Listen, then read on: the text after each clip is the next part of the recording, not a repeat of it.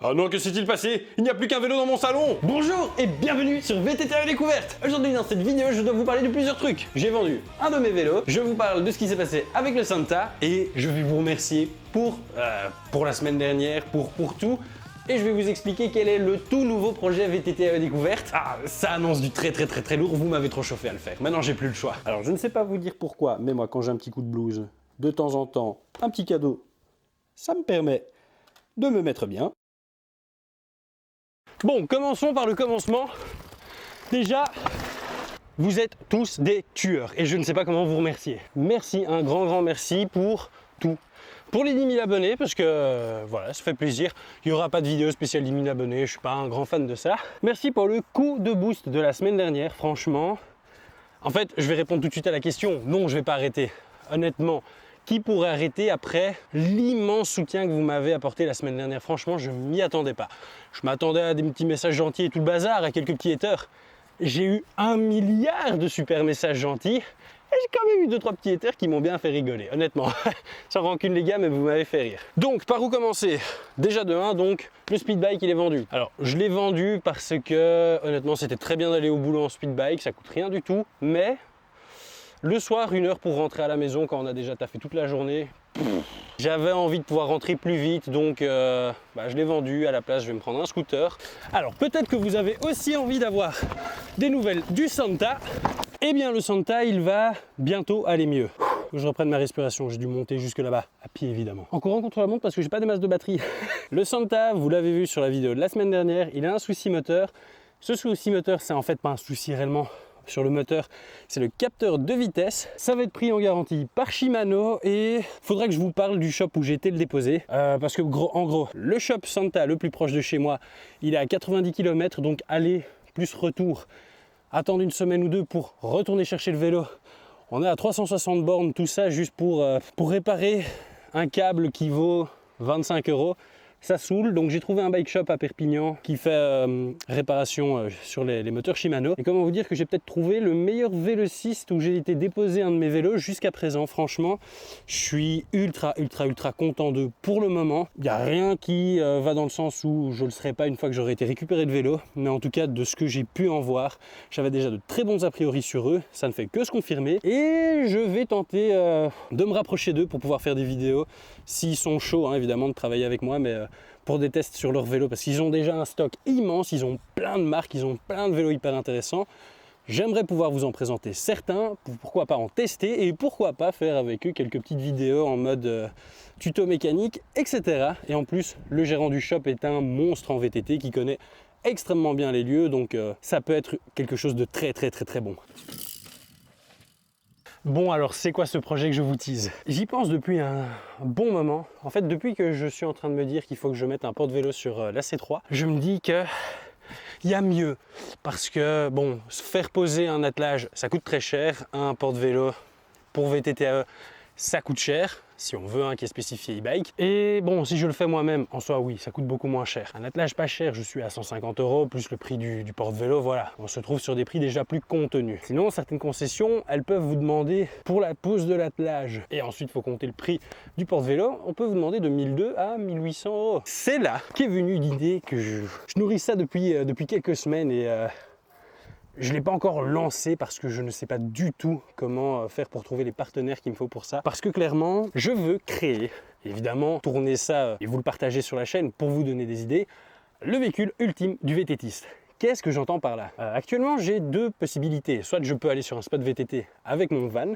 C'est génial parce que j'ai une douche, j'ai une cuisine, j'ai de quoi dormir, j'ai de quoi transporter mon vélo à l'abri des intempéries et du vol. Mais avec les prix du moment, à 16 € au 100 km, ça fait très cher la balade, juste à cause du gasoil.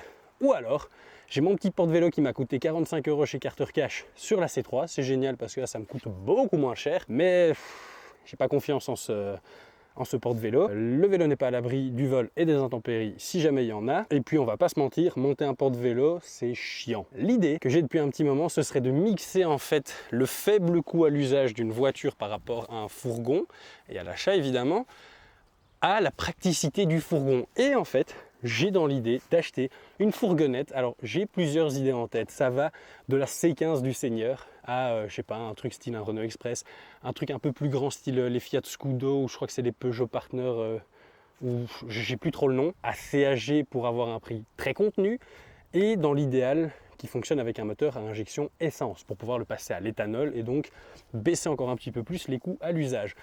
Avec ça, on aurait une base qu'on pourrait aménager, donc tout l'arrière du véhicule évidemment servirait pour être le paradis du VTTiste ambulant.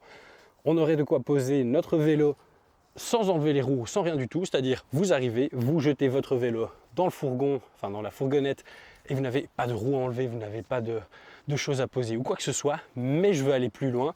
Je veux utiliser un des pans, un des côtés du véhicule uniquement pour créer un établi suprême. Donc faudrait qu'il y ait un petit style, donc on mettrait ça avec des planches de récupération de palettes ou bien du pain sur le côté pour ensuite venir mettre des fixations pour les outils et que ça tienne évidemment, que ça ne tombe pas au premier virage ou au premier passage de casse-vitesse. De quoi mettre de la place si on a les moyens pour un compresseur ou bien pour un espèce de petit karcher portable comme j'ai avec mon fourgon. Y mettre aussi à un endroit une mâchoire pour pied d'atelier pour pouvoir travailler sur le vélo. Et là, quand vous allez arriver sur un spot avec un tel véhicule, vous êtes le roi du monde. Vous avez des potes qui vont arriver avec des voitures qui coûtent super cher parce que voilà. Mais sur le parking, non, ce sera vous avec votre petite voiture à 800 balles qui allez être le roi. Parce que vous allez arriver, vous allez enlever votre vélo de là. À l'intérieur, vous avez la place pour mettre les casiers de bière, évidemment, pour tous ceux qui font l'après-sortie. Vous allez avoir de quoi réparer tous les vélos du parking. Vous allez avoir de quoi mettre votre vélo comme ça sans vous casser la tête.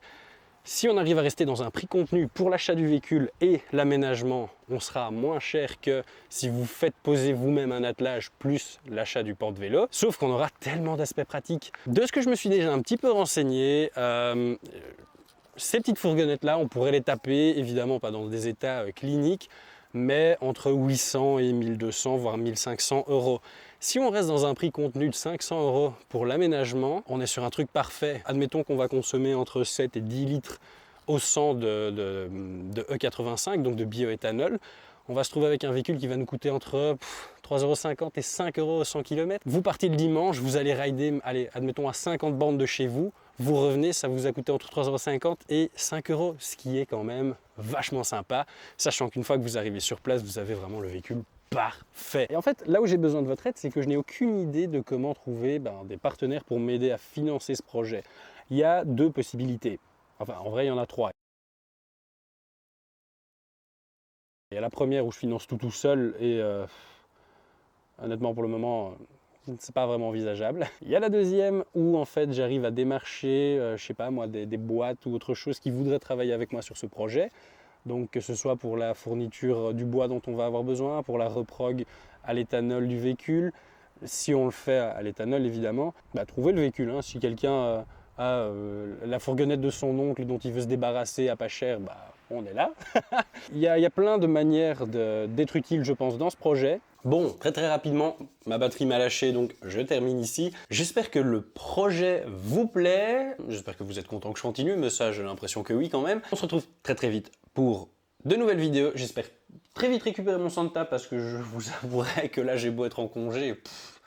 Me dire que je vais aller pédaler avec le Clash, c'est pas vraiment ce qui me chauffe le plus. Et les bike parks ici, ils réouvrent qu'en juin, donc... Et sur ce, laissez-moi vous lâcher mon tout meilleur. Peace!